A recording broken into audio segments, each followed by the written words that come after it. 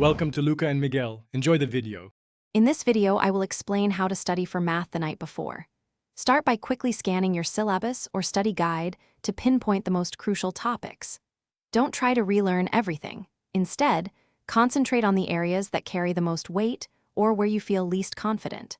Spend about 20 to 30 minutes on this initial assessment. This targeted approach ensures you maximize your limited time and focus your energy effectively on high-impact material. Once you've identified your focus areas, select a small number of practice problems for each. Choose one or two problems that represent different types of questions you might encounter.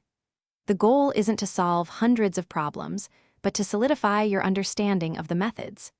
Dedicate approximately 1 hour to 1 hour and 15 minutes to this focused practice, ensuring you understand the steps for each solution. Now, take about 30 to 45 minutes to review all critical formulas and definitions.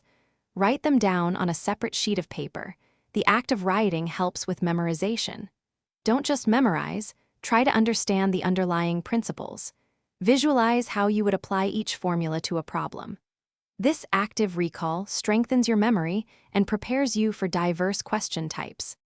The most crucial step is to get adequate rest. Aim for at least 7 to 8 hours of sleep. A well-rested mind performs significantly better.